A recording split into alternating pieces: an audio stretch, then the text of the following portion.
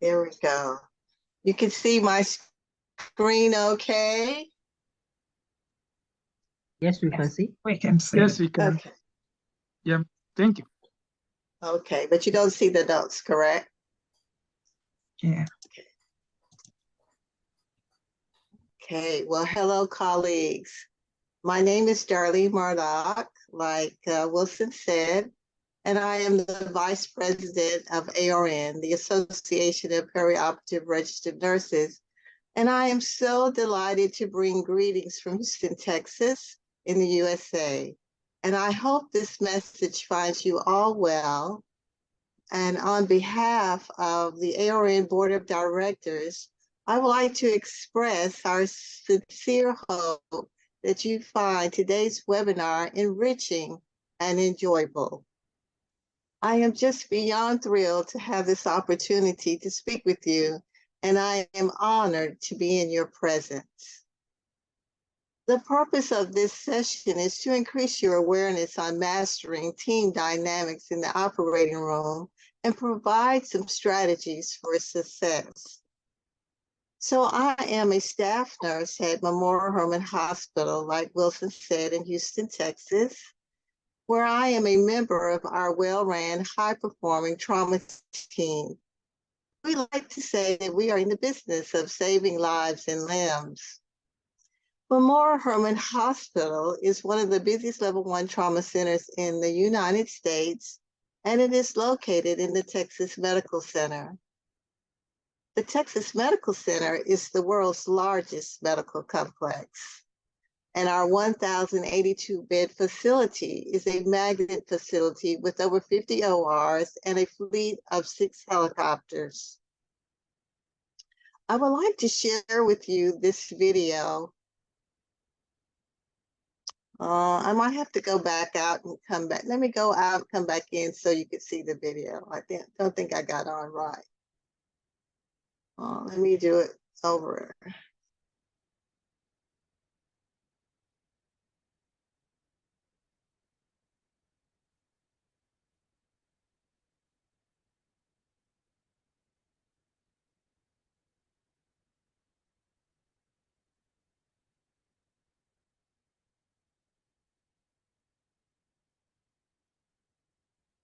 Okay, so this video is just a glimpse of the team that I'm a part of. And since we're talking about team dynamics, I just wanted to see you to see the team that I am a part of. Are you able to hear that? Yes. And see it? Okay, great.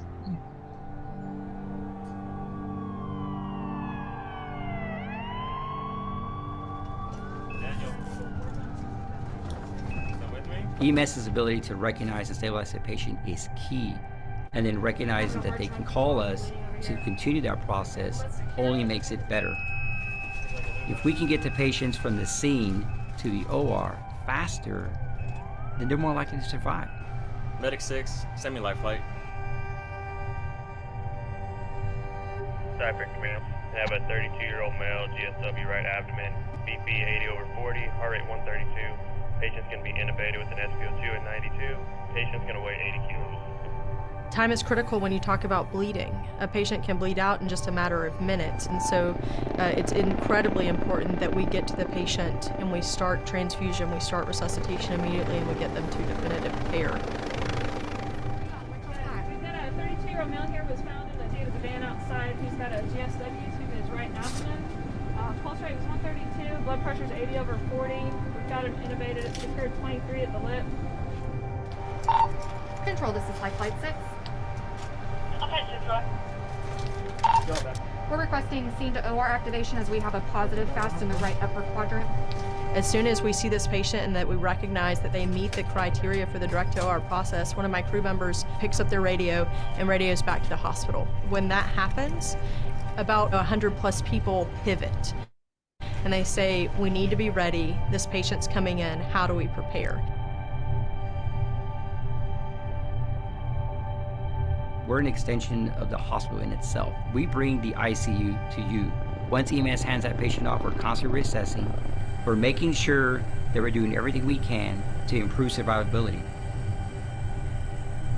With bleeding and trauma, we know that the faster we stop the bleeding, the better the patient does. As a result of this scene to OR pathway, we've actually decreased the time from hospital arrival to the operating room from 34 minutes to 2 minutes.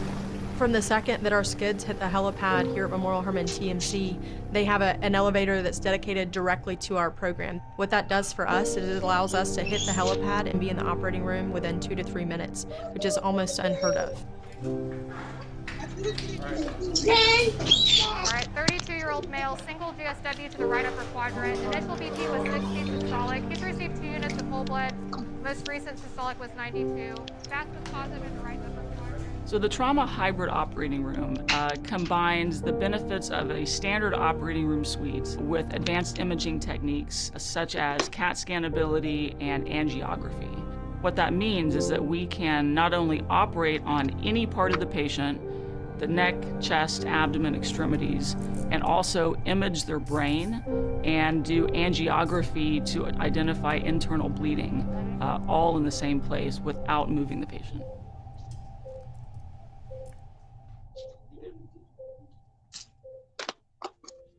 So I shared this video for 2 reasons. The first reason is for you to see multidisciplinary and interprofessional teams collaborating and communicating in action. I hope you noticed the handoff process once the patient was in the operating room, which was done according to SBAR, Situation, Background, Assessment, and Recommendation. We use SBAR throughout our campus when communicating. Secondly, I just love this video because it showcases being part of something big and exciting that makes a difference in people's lives. I am proud to say that I am a part of our trauma team, and for one reason, I get to work with some amazing people. I love what I do. So most people like me enjoy being a part of a team, especially if it's a winning team. But the truth is it takes a lot of effort for a team to perform efficiently and effectively, especially if it's a high-performing team. You may have heard the saying that working in the operating room is a team sport and teamwork makes the dream work. Well, those things are all true, but you really have to work at it. So the OR environment is unique and poses a different set of challenges. Let's start by examining the environment of the OR. It's dynamic with many opportunities for error that can cause harm or even death to patients. Patient care is transferred many times throughout the operative phase, making it a multidimensional environment. The OR is complex with various technologies and procedures, and it operates at a fast pace and a stressful pace. So let's examine the dynamics by reviewing a case study from a circulator's perspective. The patient is a 65-year-old male undergoing an emergent exploratory laparotomy for a bowel obstruction. His ASA classification is 4E, which means he has other comorbidities such as diabetes, obesity, and hypertension, which has been difficult for him to manage. He's also receiving blood products. The surgeon is running the bowel for the one last time while his favorite music is playing. And so the charge nurse calls into the room to find out how much longer. And a minute later, the surgeon's speaker goes off and his office wants to know how much longer. The surgeon is thinking about how quickly he can finish up at the office so he can make it to his son's soccer game on time. Meanwhile, the anesthesia provider wants to give another unit of blood, so you stop the circulator to check and verify the blood. The surgeon begins to close, and after completing the counts, which included 60 laps and 76 needles and all those instruments, you receive the specimen. And then the primary surgeon is now standing at your computer to complete the debriefing so he can get to his office. The surgeon mentions that there should be another specimen. And the scrub person remembers, well, yeah, I do have another specimen on the field. And so you wonder why no one informed you about the second specimen. While putting the label on the specimen, you receive more information concerning your next patient. And the charge nurse informs you that the next patient is on the way to the holding area. You hurry to record the WAN verification number and document the end of time of surgery. And then the clinical coordinator calls into the room to inform you that the surgeon needs a microscope, a C-arm, ultrasound, and an image-guided system. You call your patient's family with an update and that the patient is being transferred to the recovery room. You take the patient to the recovery room, complete your documentation, take your specimen to the specimen room, and then return to the OR to help with the turnover. And then you retrieve the ultrasound and image-guided system and call for the other instrumentation. While performing the initial counts for the next case, the holding nurse calls to inform you that the patient has arrived in holding.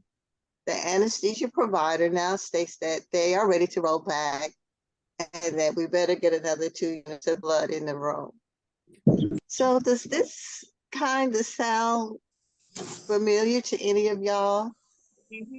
Do you see the many opportunities for errors and all the added stressors? Yes, absolutely. I'm sure you all do. I'm glad it sounds familiar.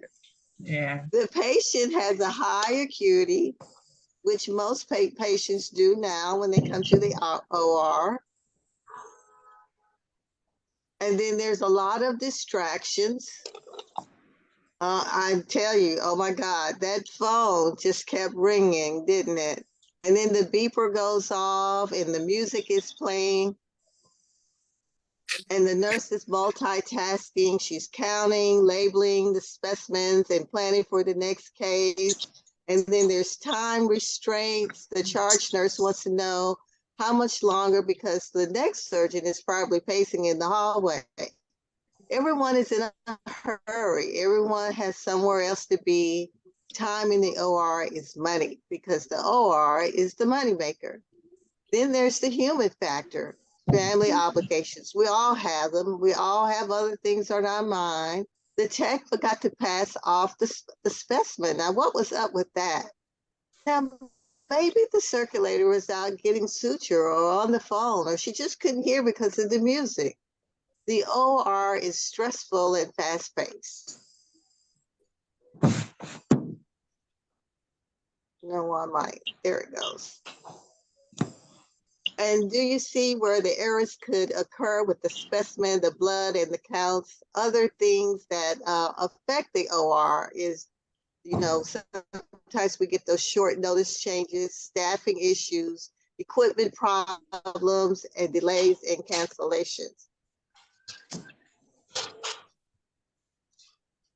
So now let's look at the core members of the OR team. The anesthesia provider, the surgeon, the circulator, and the scrub tech, with the patient at the center, of course.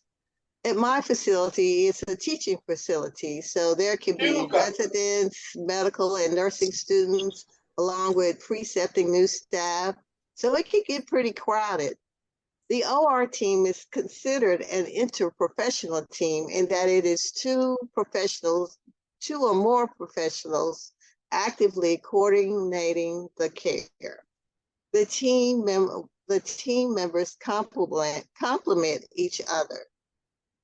So team dynamics refers to the way the team members interact with each other and how their interaction affects their productivity and performance, including quality and safety. This includes their ability to collaborate, coordinate, and communicate effectively. This is a list of possible things that may negatively affect team dynamics. Of course, gender and generational differences can have an impact on team dynamics because of one's biases. We all have biases and preconceptions and expectations that may hinder effective communication and decision-making. Also, language barriers. We always all have on masks, and then in Houston, we're very diverse, so people have accents. So in my NP come communication and understanding from team members. Also, the human factor that I mentioned earlier, including emotions and physical needs, can also play a role in team dynamics. Basic needs such as hunger and the need and in having to use the restroom can affect the person's mood and ability to concentrate, which can in turn impact their performance. So I would like to bring attention to a survey conducted in 2019, which focused on surgery residents and highlighted the impact of gender, generation, and culture on team dynamics. Although the survey was conducted on surgery residents, I believe that the results could be similar for nurses, especially since the majority of nurses are female. Discrimination, verbal, emotional, and sexual harassment, as well as burnout, are all major issues that healthcare professionals face. And I myself have experienced some of these issues. The pandemic has taken a toll on all healthcare professionals, but I believe this has affected nurses and doctors more. Because of the differences in education and sometimes experience, there are perceived hierarchies and expectations. By hierarchy, I mean ranking orders such as surgeon versus anesthesia, staff versus trainees, nurses versus scrub techs. Do some of you know what I mean? It's kind of hard to describe. It's something you kind of feel in the atmosphere. At times, it seems like there's a tug of war between the surgeon and anesthesia. And most definitely, I can sense it between the nurse and the scrub tech sometimes. These perceived hierarchies may hinder some in speaking up and weigh down the atmosphere of the operating room. Also, it is not uncommon for team members to be unfamiliar with each other or to have not worked together before. Room assignments change daily and team members may be shuffled around. Staff may call in sick, and then delays and cancellations leading to further changes and shuffling that can occur at a moment's notice. Additionally, there are staff turnover, and like I said, we have residents and they are always rotating in and out. So an integrative literature review has shown that team members who work together frequently demonstrate improved teamwork and communication. The review also indicated that surgical teams where the team members are familiar with each other had fewer surgical delays, reduced mean total anesthesia time, which of course lowers costs. At my facility, we have a pod system where we are assigned to a service line. This allows for more time for team members to become more familiar with each other. For instance, I am assigned to the night trauma shift team. And before that, I was on the eye and ENT pod. Now, this system has worked well for us. However, if your pod is not busy, you may end up doing surgery for a different service line. And the biggest drawback is that when you're taking call, you may be unfamiliar with the service line that is operating. And if it's after hours, there's very little resources. So let's do our first polling question. I can't see everyone, but maybe someone can tell me how many of you utilize the pod system at your facility? Do we have people who, I don't know why I can't see anybody anymore. Is there a show of hands? Can anybody tell me? Okay, I see one hand raised. Okay, good, good. So, do you see how the dynamics of the OR environment and the team may increase the risk of errors? According to the Joint Commission, surgical errors top the list of sentinel events. Retained foreign objects ranks number 3, and wrong site surgery ranks number 4. So here's the next polling question. Do you know what your country, where your country ranks with wrong site surgery and unintentional retained foreign objects? Okay, good. Now these are just good to know where you stand and what is going on in your area. So that is good. So although we have made significant progress in reducing surgical errors in the United States, they are considered never events. It is unacceptable for such events to occur, especially when we have so many protocols and policies and procedures in place. In 2018, unintentional retained objects ranked as the #1 medical error. That was only 5 years ago.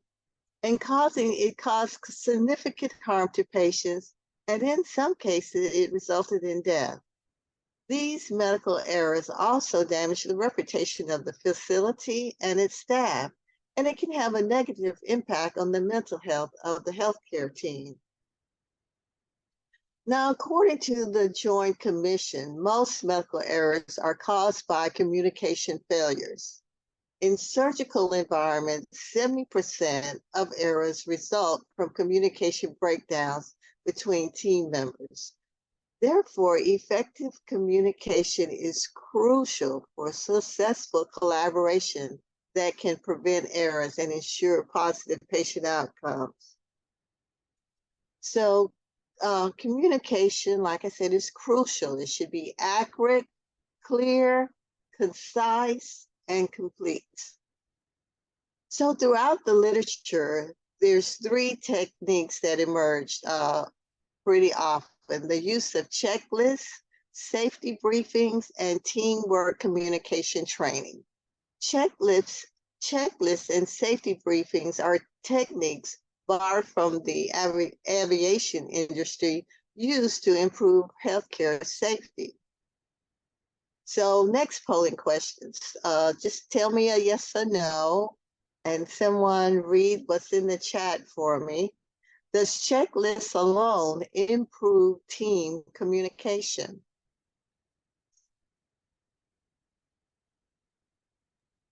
All right, Youssef? Yes or no? You'll have to say it for me. There are like 3 no's or 4 no's in the chat. Okay, great. So yeah, the answer is no. Yeah. If you just use the checklist and you don't communicate any problems that is on it, it's not really helping that much. But checklists and briefings go hand in hand. Preoperative briefings provide structured and standardization that improves the quality and quantity of communication. It enhances perception of teamwork and communication and address safety concerns. One of the most well-known checklists used in surgery, of course, I'm sure everybody knows, is the surgical safety checklist. And like other checklists, it provides structure and standardization, especially when you're working with unfamiliar team members. It really is useful then. But it has been reported that full compliance in using the surgical safety checklist is not always evident. So to improve compliance, audits of timeouts are suggested by ARN. And at my facility, we do audits 24/7 because we're open 24/7. So you could get audit even in the middle of the night.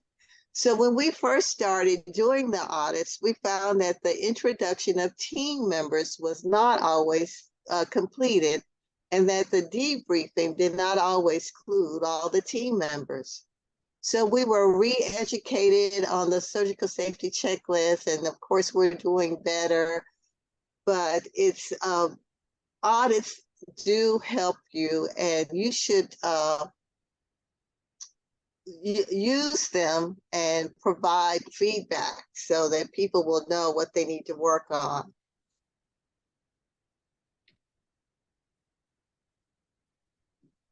So to improve the effectiveness of timeouts, ARN recommends that audits be conducted, like I said, and the survey results should be reviewed with all team members in a non-punitive manner.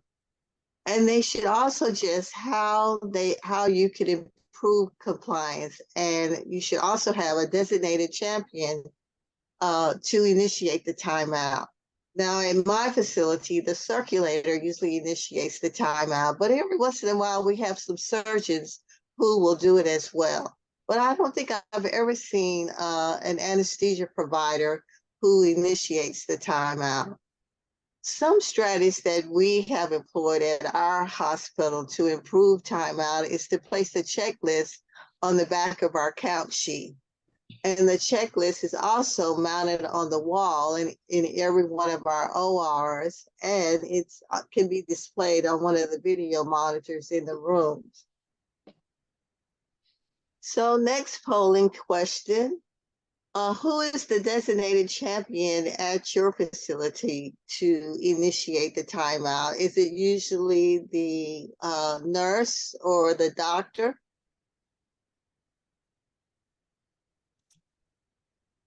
Oh, let's see, maybe I can see the chat. Let me try. Nurses, okay. Nurse, circulator, and anesthesiologists. Okay. Okay, great. So mostly nurses, that's what I thought. Nurse, okay. So the next polling question, if I can get it to go. Do you perform timeout audits at your facility? Does anybody already do audits at their facility? I see one yes and one no. No, no. Okay, I see more no's than yes. Yeah, still no, more no's than yeses.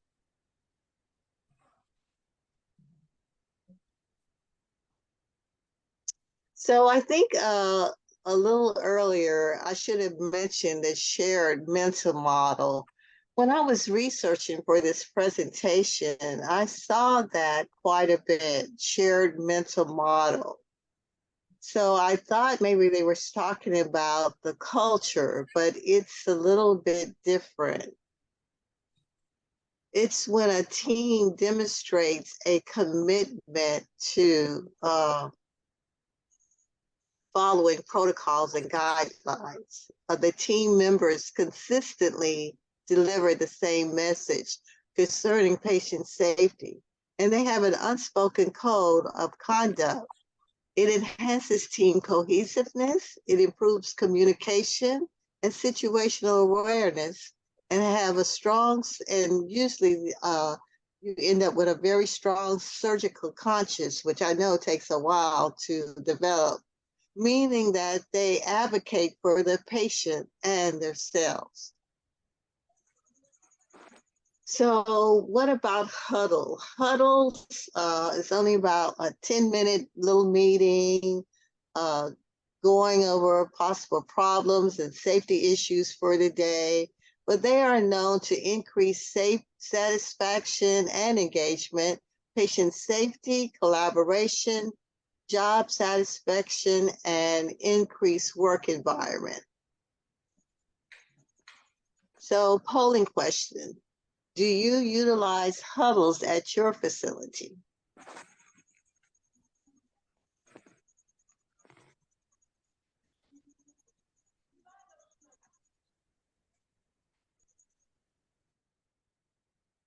looks like it's was kind of even there for a while, but I think there might be more no's than yes. Yeah, I think more no's than yes.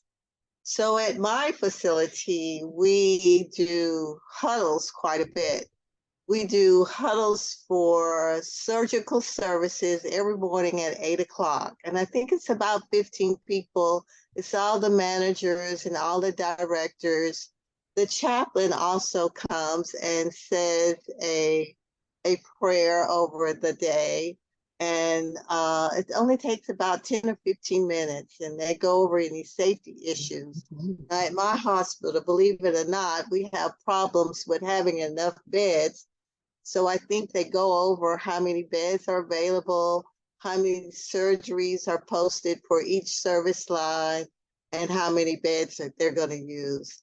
And then since I'm on the trauma team, we have a huddle once a week for all shifts. We get together early in the morning, and we usually that is ran by the manager or not the charge nurse, the clinical coordinator, and they go over like new instrumentation problems, any safety problems, any surgeon problems, or anything on back order. And then usually they end with some kind of quirky joke or a quote. And it's kind of fun. You do feel like you're a part of a good team. So that's good. And then we have a huddle just on our night shift, and we do that once a week also. And then whoever conducts the huddle also send out an email about what the huddle was on so that everybody is up to date. So huddles have a lot of benefit, and they really don't take long, but they send out a consistent message. And then you get to hear any essential information. And like I said, it does make you feel like you're connected. And then some people use huddle boards, and some people record their huddles, but we just usually just send email out. So culture of safety is a mental model. Culture plays a significant role in creating a positive environment for success.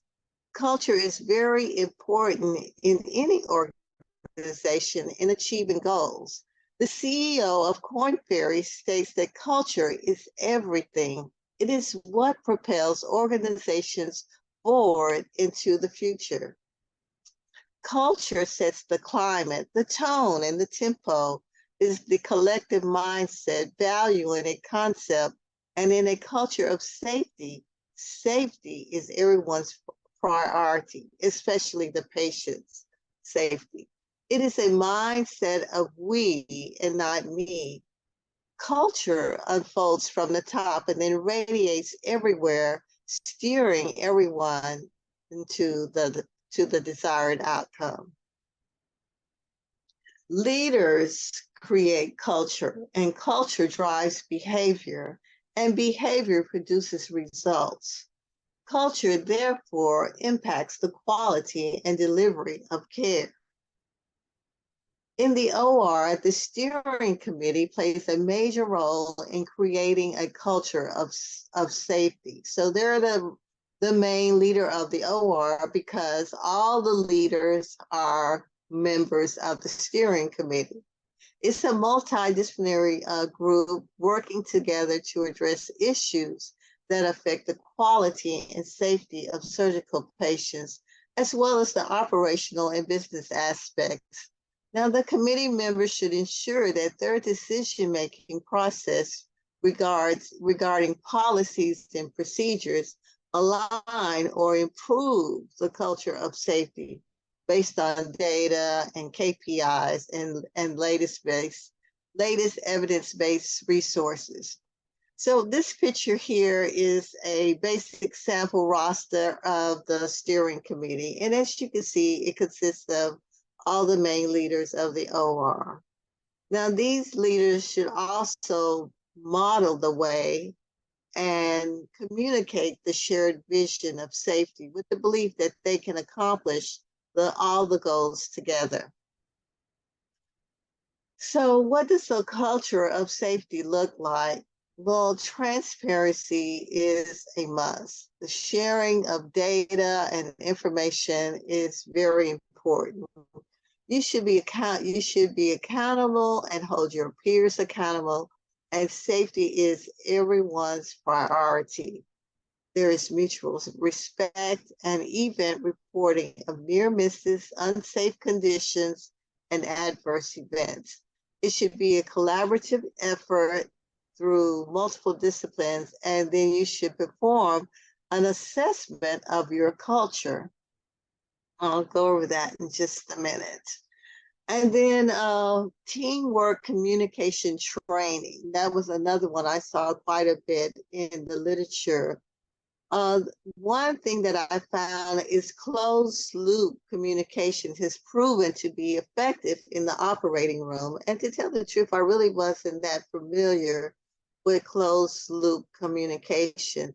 It's structured. The sender gives a message, it's called a call out, and the person who received the message repeats it back, and that's called the check back. And then the sender confirms.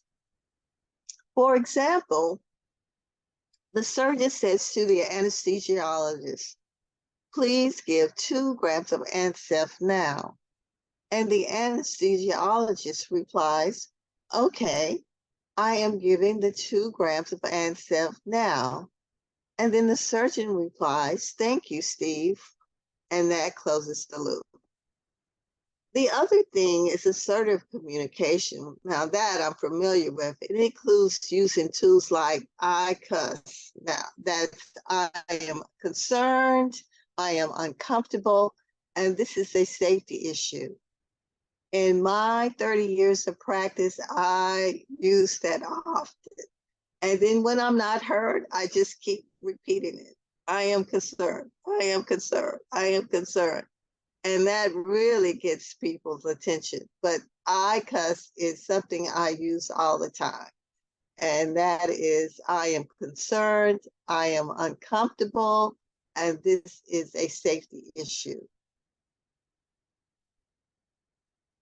And I also wanted to say, don't forget to use the chain of command. I didn't add that up there, but always, if you have a problem, to use the chain of command. And then also using standard communication tools such as SBAR, simulation training, is also up there. And I believe everyone knows what simulation training is. However, it's sometimes very hard to get nurses and doctors together. Another thing that a lot of people use, a lot of facilities use, is team steps. And that's another option for building leadership and collaborative skills. Now, I just mentioned communication for handoff. Like I said, we use the SBAR through my facility everywhere. And I also like it because I've been using it for so long to use in other communications I do with ARN. But some other ones are, I pass the baton, that's introduction, patient, assessment, situation, safety, concerns, background, actions, timing, and ownership. And then there's surpass, and then there's shared. But ARN does recommend that the perioperative team should use standardized handoff tools, checklists, and protocols. So this is how our SBAR looks at my facility. And this is what we usually use when we're going transferring a trauma. The mechanism of injury, the mode of arrival, and known injuries. The patient identification was complete. The pre-hospital, if there was any critical events or difficulties or medications administered, and then of course, the assessment includes the ABCs, and then recommendation. MTP is massive transfusion protocol. And we always want to know where the family is. So this is an actual situation that I had here. It was a gunshot wound to the abdomen, and the patient arrived by the ambulance. They had no other injuries, and the patient had been identified by 2 patient identifiers. Now, in the background says that the patient was shot at home by a perpetrator, and the patient was awake, alert, answering questions, following commands in the field, but they did initiate massive transfusion protocol. So upon assessment of him arriving to the operating room, he was awake, but he was only responding to some commands, and he did not respond verbally. The blood cooler was there with all the blood, but it had not been checked, and 1 RBC had been given. So the recommendation was, since his mental status had changed, was to check all the blood and send for more, and then provide the family with updates. So when it's all said and done, you've got to be a good team member. As a member of a high-performing perioperative team, you must know your role and complete your tasks and interventions quickly and efficiently. No one should tell you or ask you to do anything. You should already know your role. When you know your role and everyone on the team know their role, it decreases the chaos and builds trust among each other. You must have confidence in your skills and your team members' skills, and be accountable and hold your team members accountable. Be familiar with all the protocols and technology. And that's why we have so many huddles, because we have so many updates on our protocols and new technology. And then you must be able to anticipate the next steps and critically think. And what else? I always say, communicate, communicate, communicate. You cannot communicate enough. So communication is very important. And then remember, I said earlier to assess your team environment. There's many tools online that you can take and or find the questions and do your own survey monkey to figure out where you stand with your team members or where y'all at, and then make some decisions from there.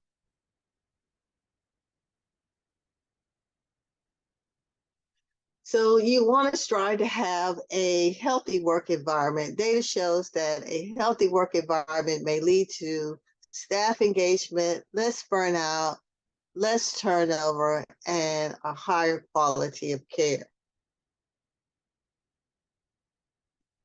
So I went over quite a bit of some strategies for success. First, I think it might be best to reflect on the dynamics of the operating room environment and the team and how it affects you and where you fit in, so that you can better manage the dynamics on a day-to-day basis. I also talked about the pod system, and I believe one person raised their hand that they do have a pod system. But it's not feasible in every OR. It depends on the size and other things and what kind of surgeons and surgeries you do. But it's the literature states there's benefits with team members who work together every day on a day-to-day basis. So that is a plus. And then a lot of you said that you do not do the timeout audits. I would go on ARN website and they might have a template on how to do the timeout audits to ensure and increase compliance. And then use assertive communication. Like I said, I use cuss all the time. That's just the non-threatening way to let your team members know that you're concerned. And then think about using standard communication tools like the SBAR and then work and lead to cultivate a culture of safety. Because I've stated how important culture is, because culture drives behavior and behavior drives results. So in closing, the OR is a stage for healing where some of your team members may change often and daily. So be collaborative, compassionate, and kind. And what else? Communicate, communicate, communicate. No matter who your team members are, your commitment to your patient's safety must be of utmost importance. It must be a priority each and every day. Stay committed to a culture of safety, and I wish you much success. I think I finished faster than I thought. Okay. And these are my two guys. They're big guys now, about 80 pounds, but they keep me humble, believe me. And if you have any questions, you can put them in the chat box, or feel free to email me. And here are my references for the presentation. And let's see if we have any questions. Thank you so much. This is one of the kind of presentation that's expecting many people to have joined, because it's very good information that we need to pick and use it in our various establishments for the safety of the patient. If you have any question, can we just signify, or we drop it in the chat box? Okay, I see one question is, what is the pod system? The pod system is that nurses and techs are put into a service line, like we have robotics, general surgery, gynecology, ear, nose, and throat. So you will be assigned to like the gynecology. You would be in a surgery with gynecology every day. You will, it's very seldom you will not do gynecology. And like, I'm trauma. I always do trauma.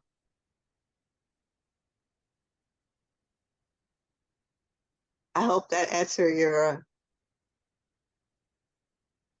okay. And you want I'm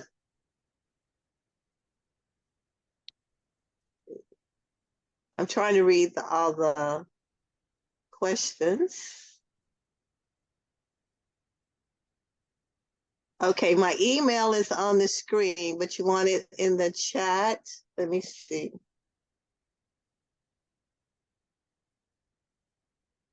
And it was my pleasure to be here today. I'm gonna put my email in the chat.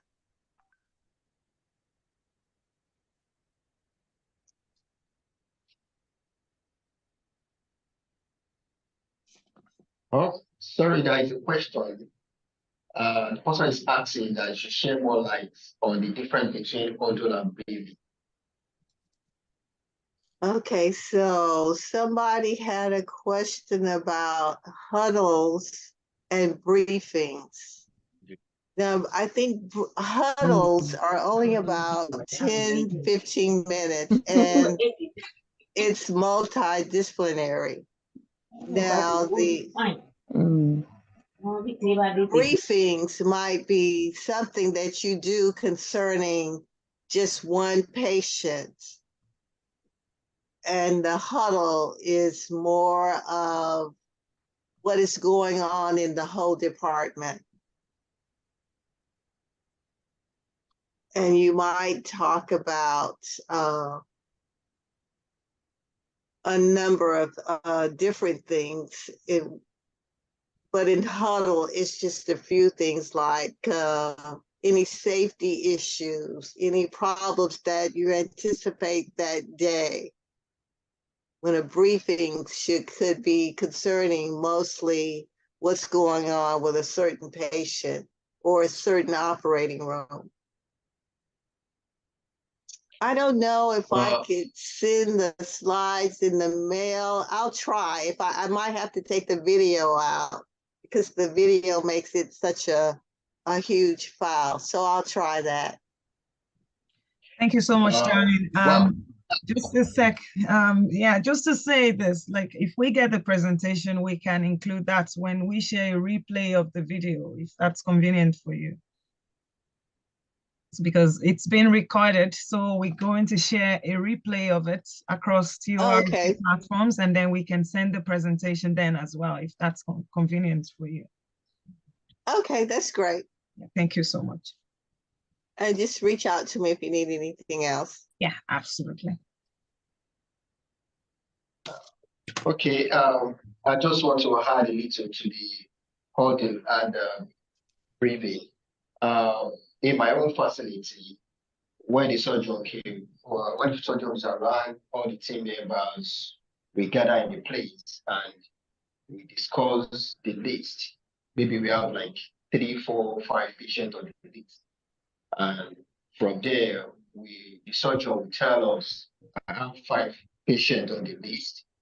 This is the first patients to come into the OR. We need this. The second patient is coming next. Probably the number 4 on the list may not be number 4 when we are operating. It can be number 5 or it can be number 1. So the surgeon will tell us how he wants to run the list. And the anesthetics also will raise their concern concerning patients. So that's what we do during huddle before we move to the briefing in the OR.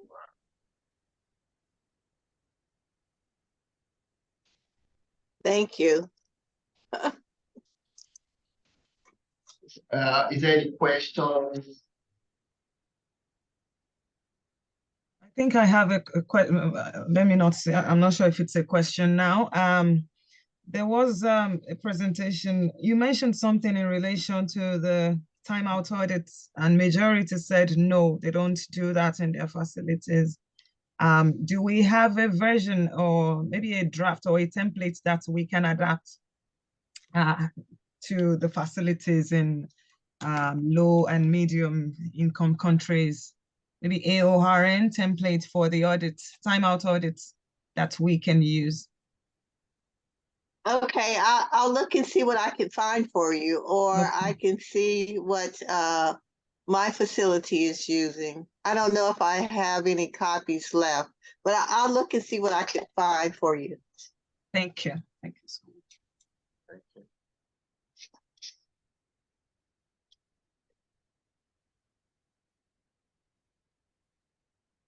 Any questions again? Seems everybody fully understood the presentation.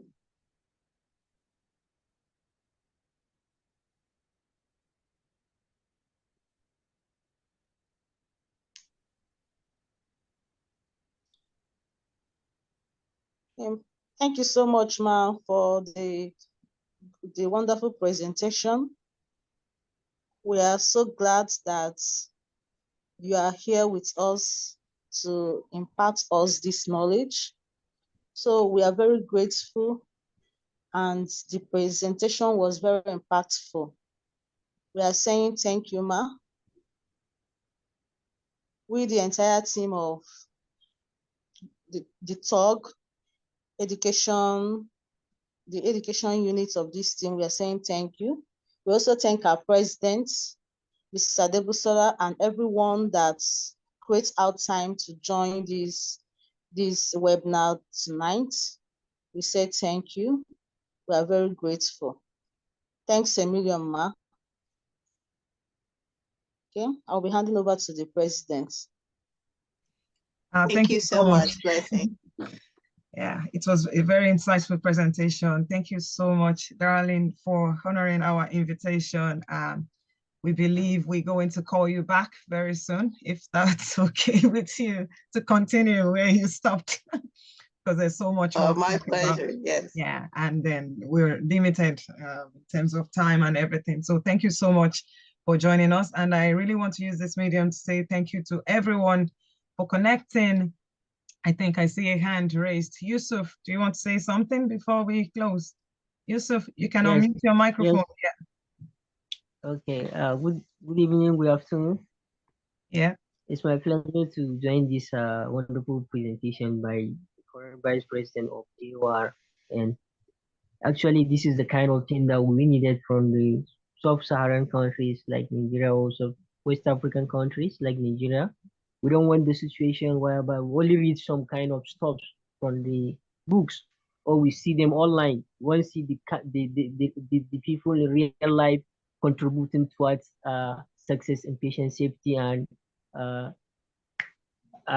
team dynamic in the operating room. Actually, it's our pleasure to have you, Darlene Murdock. Thank you very much.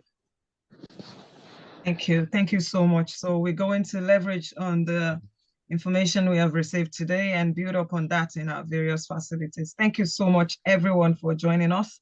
I want to say good morning, good afternoon, good night, wherever it is you are, depending on the time in your country. Thank you for joining us in today's webinar, and looking forward to another session in exactly 2 weeks' time from now. Thank you so much, everyone. Bye, bye, bye, bye. Thank you. Bye, bye, bye. Thank you. Bye. Bye. Bye. Bye.